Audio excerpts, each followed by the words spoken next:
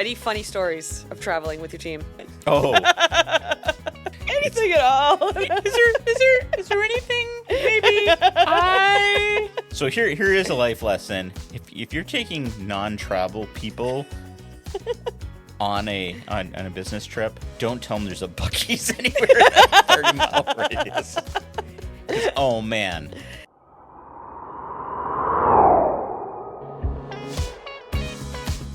We're rolling. Should we keep talking about how blind we are now? Way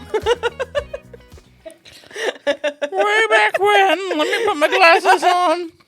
Oh, that microphone looks a lot bigger now. Mm-hmm. Yeah, I know I need reading glasses because I'm getting to be a curmudgeon-y old man, but... Yeah. I've been wearing them since 7th grade, so... So welcome to our podcast on eyeglasses. On glasses. Yes. Well, welcome to the free dive where we're going to We're getting to know each other here. We're getting to know each other's eyeglass prescriptions. Yes. At home, viewer, do you have a stigma? What is it? Yeah. Stigmatism. Do you have a stigmatism? Do you have a stigma around wearing glasses? I have a stigma about my stigmatism. Oh my goodness. You don't have a stigmatism. I don't have a stigmatism. No. I don't actually know what a stigmatism is. It's when your eye isn't shaped right. It's like not round. It's flatter and it's harder to get contacts for. That's what my husband has. Oh, gotcha. Yeah. So for a while you could only get hard lenses for them, which is horrible if you ever got anything in your eye. It was like you're being stabbed in the eye. No. They were wretched. But they've come a long way. Anyway. So. Getting to know you.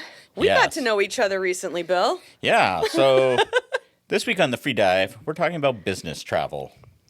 Yes. So this has been probably one of the busiest stretches of travel I've had. Yes, you've been gone a lot. I have been gone a lot, which I maybe the office feels good about that. I'm not sure.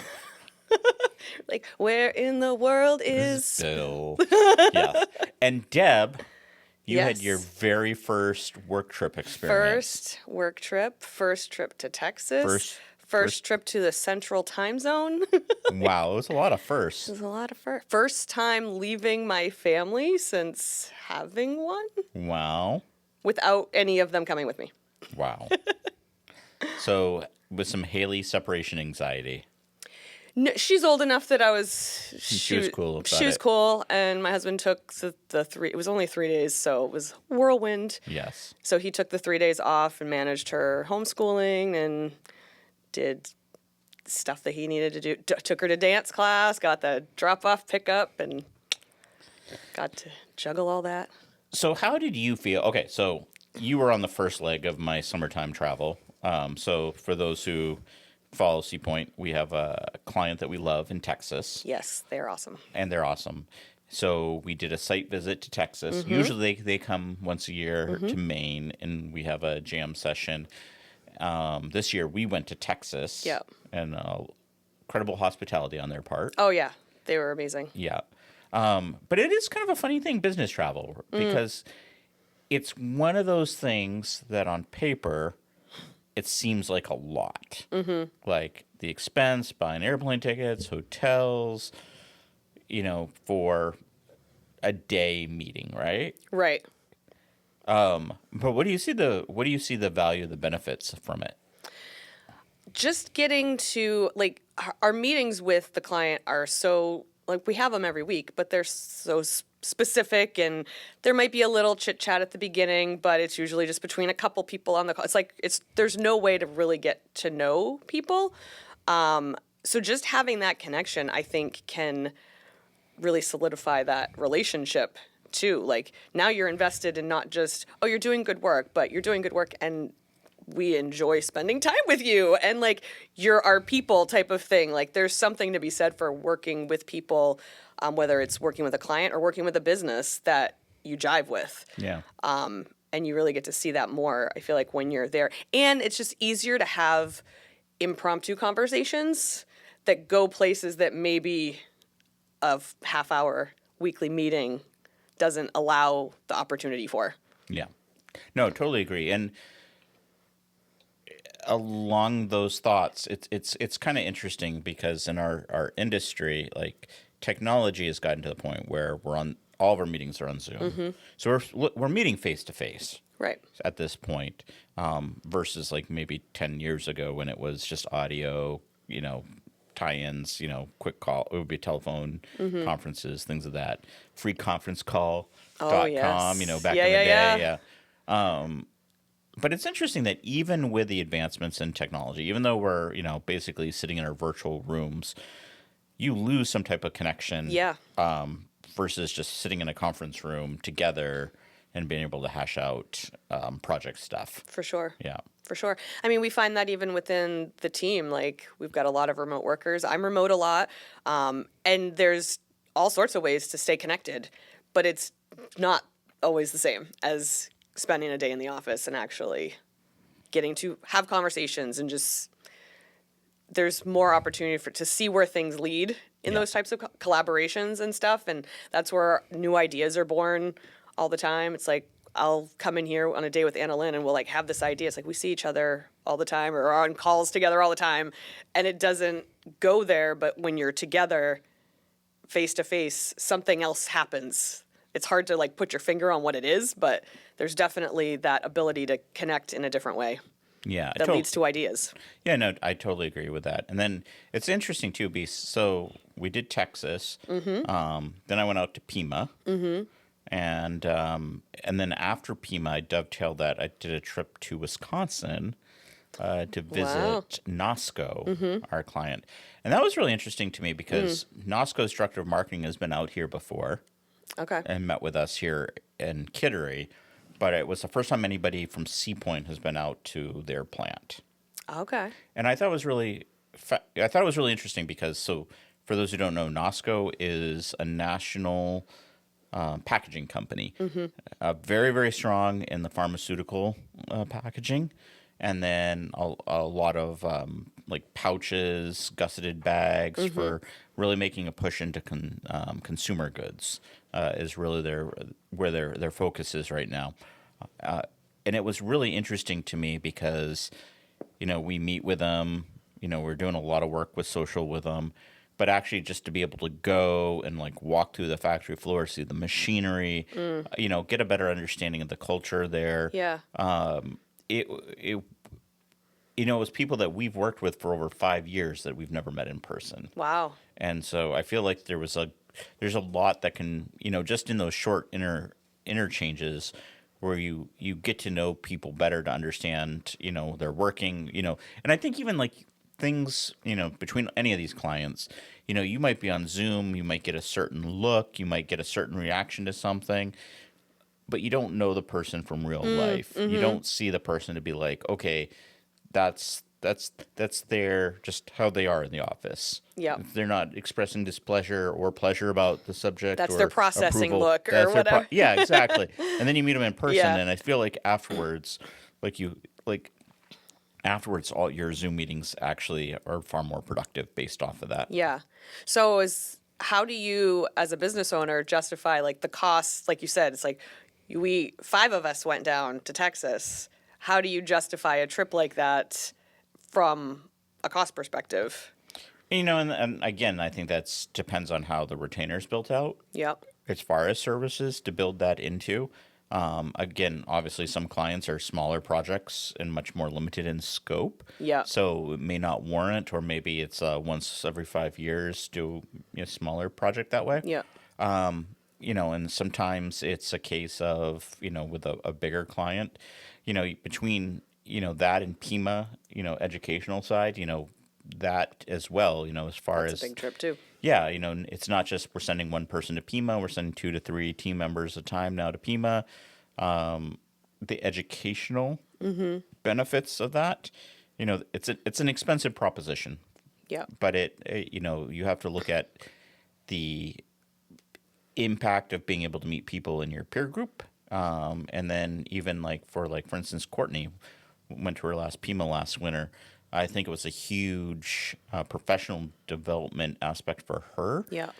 Just even being in the room with, other people in the industry that may have similar roles in-house at these companies was a good opportunity for her to meet people that dealing with similar challenges, similar issues. Yeah. I think that was really beneficial. Yeah, there's definitely value. I'm going to make a Hamilton reference because we're fans, but the being in the room where it happens is all I think of. Like, that's what I thought when we went down to Texas. It's like being able to be in the room where these conversations happen. There is definitely, from a professional development standpoint, there's value in that for the team, even as well, in feeling valued enough to warrant going on it, being invited on a trip like that, and being in the room where those conversations happen. And that's, I feel, from my side of things, good for building morale among the team. Like, yeah, we do value what you're doing. We want you to go to this because it's going to be beneficial long term for your career here. So I feel like that's something for business owners to keep in mind too. Like, that's team building as well as client relation building. Yeah, I think that's a great point. And it's funny because we're coming into summer now. Well, we're in summer. It doesn't feel like it. Yeah, it doesn't feel like it up here in the Northeast. According to the calendar. Yeah. But it's funny because we are kind of coming into that season that's conference season, like summer into fall, like all the conferences. And it is a funny one trying to figure out like what conferences are going to bring your team value, and does the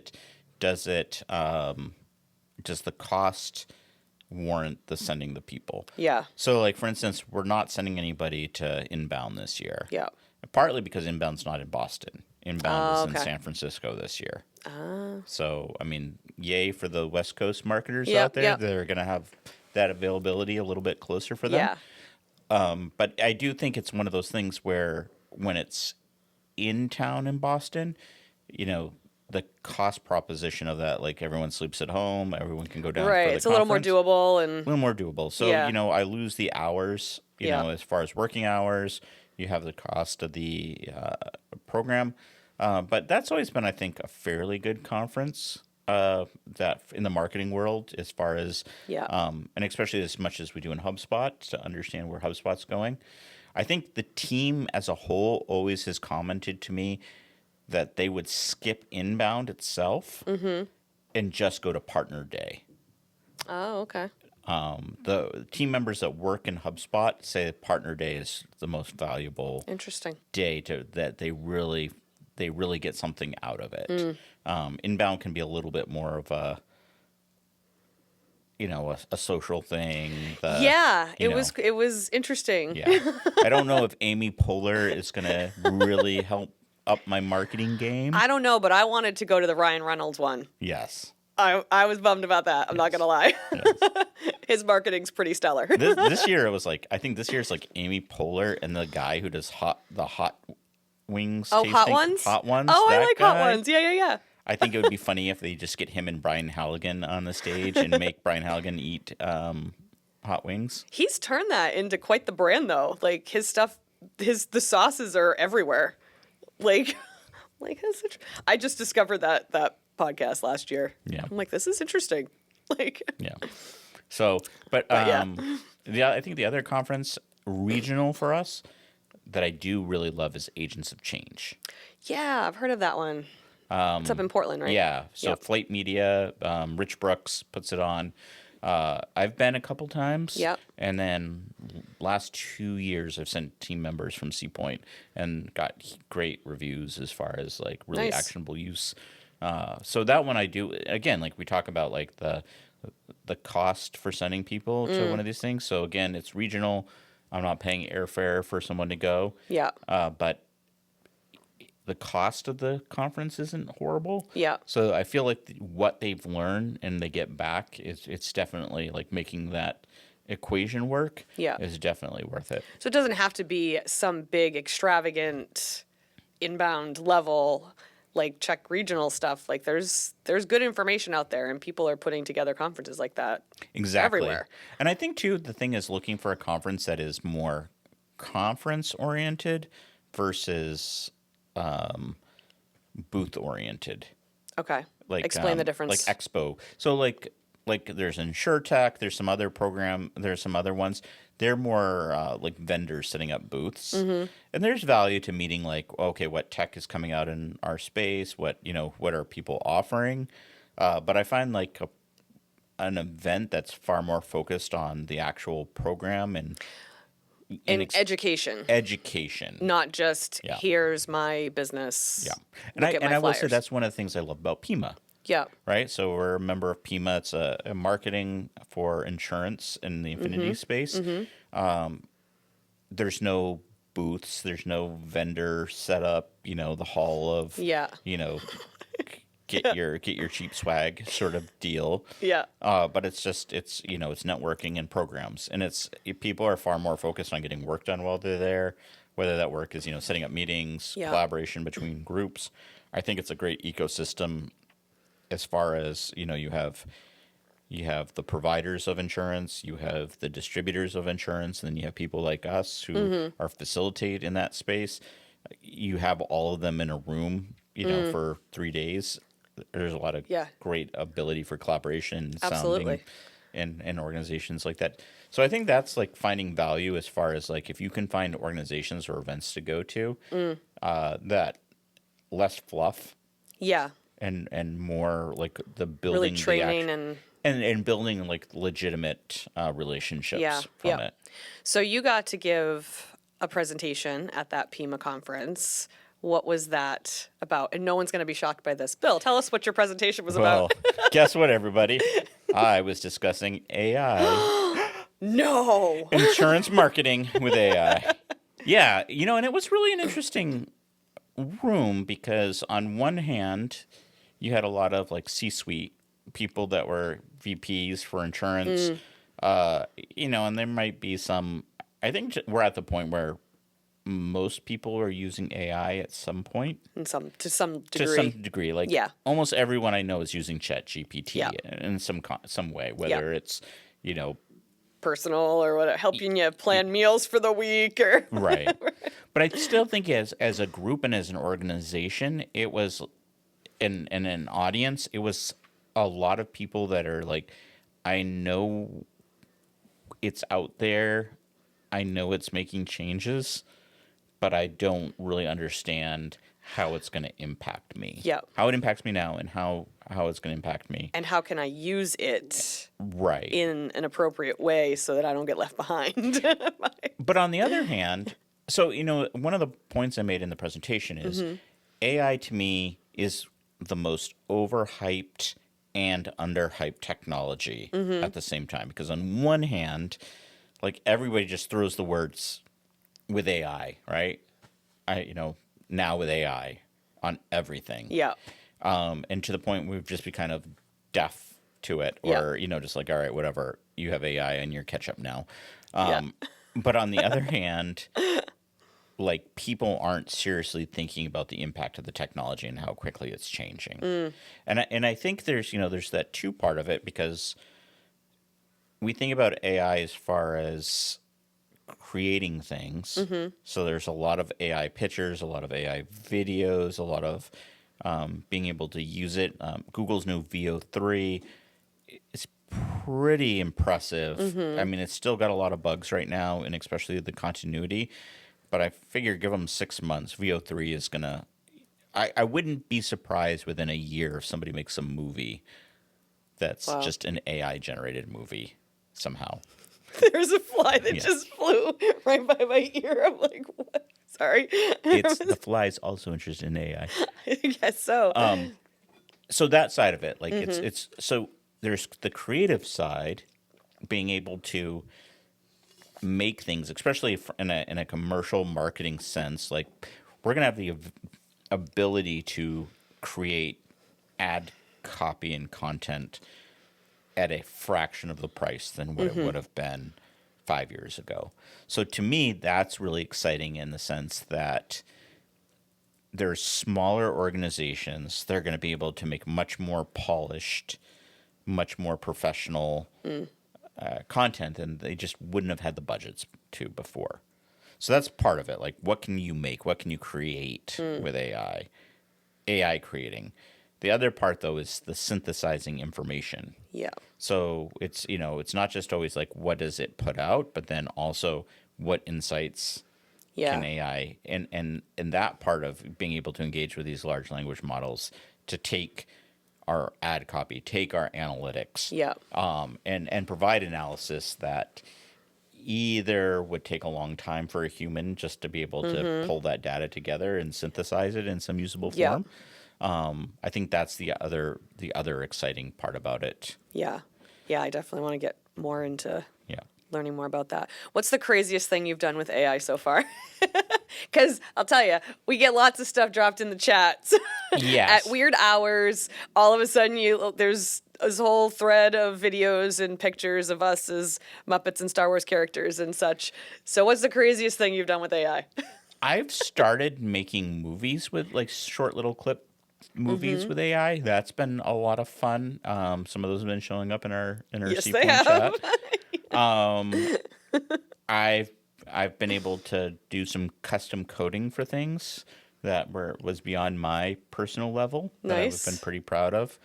I don't have like a moonshot crazy thing yet that I've done, but I've had a lot of like little projects Yeah. that I've worked on. Yeah. I mean, my AI Beatnik Club was a lot of fun, where I was getting AI to write poetry, but not for humans, but for other AIs, and then I would share it with the other AI, large language models, and then we had this kind of like, I was joking that my way of preventing the robot uprising is that I'm going to make AI want to open up an independent bookstore in Seattle instead of take over the world. So, I'm doing my part. I personally loved the videos of our team members dancing. Oh, those were good. Bollywood dancing, hip hop. Seeing Annalyn hip hop dance That was pretty great. That was pretty special to me. Yeah. That's been the interesting thing. That is the one limitation, like with VO3, that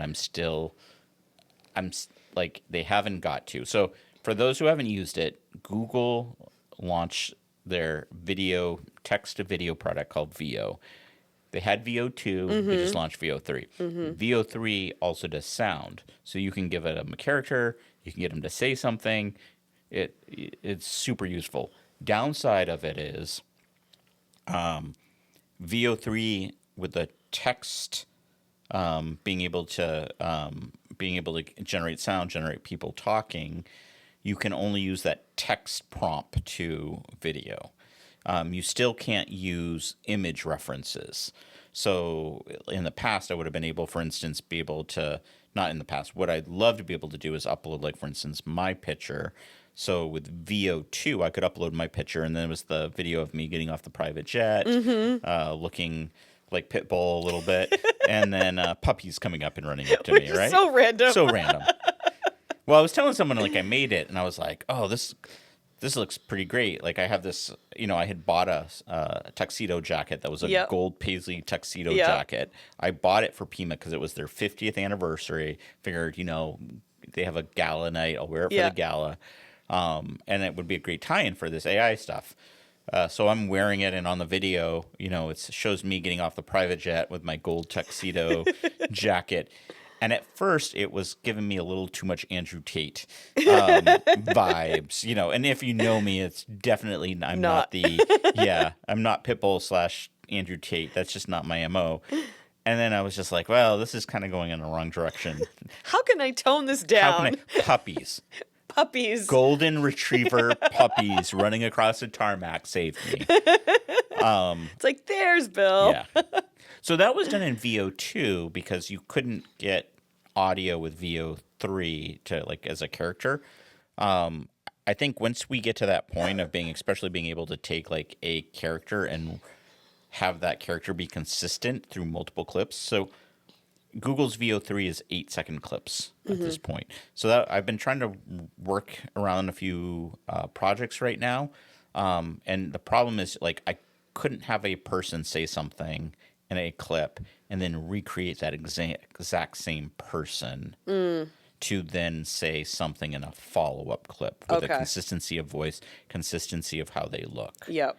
So you almost have to, like, have your speaking stuff in one 8-second clip, and then if you need any consistency of character, you have to downgrade to VO2 and use that reference, but then you lose all your sound.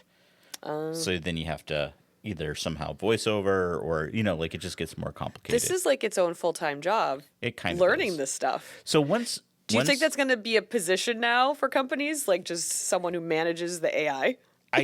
Well, again, the thing is with that though is you have two different sides of it, right? So just saying like, well, I have someone managing I think organizations are going to have people that specialize in creative development with AI, Yeah, right? So yeah. there's going to just I think that's going to be an offshoot of your graphic designers, your Yeah. videographers, your the creative team in an agency or an organization.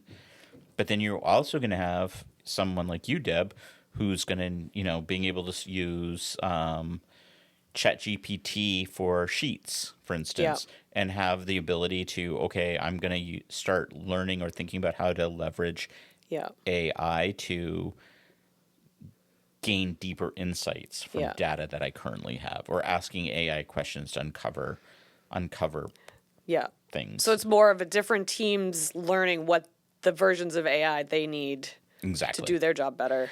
And I think identifying the right third party tools. Yeah. 'Cause Yeah. that's the other thing. Like I There's could so spend much out there. right, and then you could spend days like I think that was a great example with VO3. Like I spent probably $200-300 and a day, and again it was like mostly off hours, something because I was more fascinated with and Yeah. prepping for Pima as well, trying to shoot a commercial for one of our clients using AI. And I got about 70% of the way there, but then like some of those limitations I was talking about, like where it's not there yet with VO3, helped me to appreciate like where it is right now. So like there may be another tool, finding the tool that is going to use that correctly. I think that's the other part is having someone who understands like what are what's emerging software that can be used in connection with these tools. Yeah. And and for myself as an agency owner on a smaller team, I think a lot of that just kind of falls on me. I mean, it's something I'm interested and curious about. It seems like it's your hobby right now. It's a little bit of my hobby. You play hockey and you learn AI. And if I could combine them, Oh my goodness. Pretty soon there's going to be an AI version of Bill. yes, AI hockey Bill. He scores more goals. I could probably make better highlight reels of me playing. Oh my goodness. There yeah. we go. So now we're not going to be able to trust any of the hockey No, videos that no. you post in the chat. It's like, that's not really That's you. not really Bill. That's six-fingered Bill. Bill can't really shoot like that. Hard to tell how many fingers you have when you have hockey gloves on. Oh, though. that's true. That's true. The gloves Yeah. save you. But yeah, no, I think I have a personal responsibility to understand Yeah. what's fluff and what's going to be really useful for our clients. Yeah.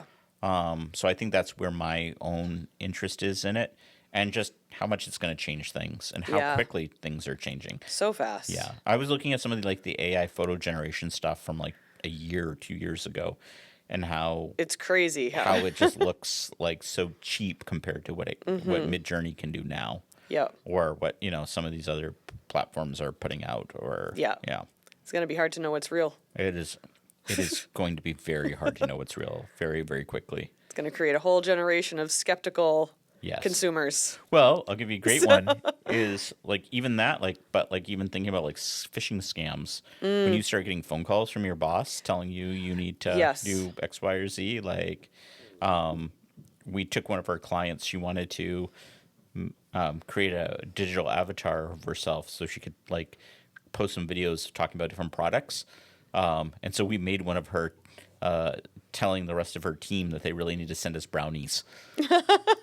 But Seapoint's doing such a great job. We should send him brownies. And I emailed it to the rest of their team. So we'll see if we get brownies or not. Oh my goodness. But I think that's the sort of thing that we're going to see more and more. Yeah. Yeah. So back to the travel. I have one other question for you. Any funny stories of traveling with your team? Oh, Anything at all? is there anything maybe So here is a life lesson. If you're taking non-travel people on a business trip, don't tell them there's a Buc-ee's anywhere in a 30-mile radius. 'Cause, oh man, I don't know what you mean. all things considered, like some business travelers want to have expensive dinners and No. and have a high per diem. Nope. We're low maintenance. Low maintenance. My team just wanted to go to Buc-ee's. Just let's go to Buc-ee's. And to the point that they made me get up insanely early on a travel day. it was like 9 o'clock then, wasn't it? No, we left at 9. We left at 9. Yes. Oh, so it was like 8. Yeah. That's not insanely early. We had been up for 3 hours already. You're talking to moms who don't sleep. Yeah. We're like, okay, are we ready to do something? You're talking about your jet lagged boss. I know. That was who had just come from Europe. Yes, 2 days before. 2 days before. Yes, Yeah. There was no rest for Bill. No. This entire summer's been like that. I feel like I'm finally like in office. Yeah, you're home for a while now. Yeah, just putting my head down, getting the stuff done. Yeah, well, it's good to have you back. It's good to be back. It's good to be on the podcast. Yeah.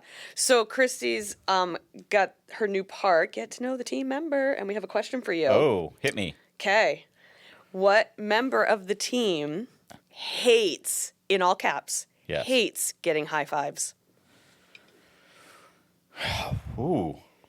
There's somebody on the team who hates high fives? Hates. Yes. It's not Courtney. Nope. I don't think it's Tim. Nope. Is it Annalyn? Nope. Ooh. Is it Christy? Yes. Oh. Hates high yeah. five. And so I'm supposed to make sure you know that's not an invitation to try to high five her every time you see her. No, I was like, is this like a podcast intervention? You know who's so. sitting Who's sitting 5 feet away from you? Yeah. Do you know who's sitting 5 feet away from you and looking at you over your shoulder right now? High five. And should never be high-fived again? Is it Christy? Yes. Yes, it's Christy. So stop your high fives. It wasn't said as a hint. It was just an interesting fact she thought you wouldn't guess. No, I did not guess Christy's anti-high five. Anti-high five. Yeah. What about low five? No No five. No fives. No fives. Unless you're high-fiving a little kid, she's not down with it. Good to know. Yes. No hand slapping. Yeah, not into the hand slap. Not gonna lie, makes me kind of want to high-five her a little bit, but I'm not going to. What is it about that? It's No. I mean, what is it that once you know somebody doesn't want a high five, then you want to. oh, you're just like, I know. Bring it in, It's bring like it in. stop thinking about the elephant, and you just only think about the elephant. huh? Oh. That probably went off screen, but That's okay. That's They okay. get the point. all right. Till All right. next week. We're out. High five, everybody. High five. It's the end. No, it's not. There's more. There's always more. Don't be sad. You can catch our full video interviews on our YouTube channel. Come find us. And don't forget to subscribe, like, and share with your friends so that we're not sad. And follow us on TikTok. And Instagram. It'll make your day happier, promise. And we'll know if you do it. Until next time.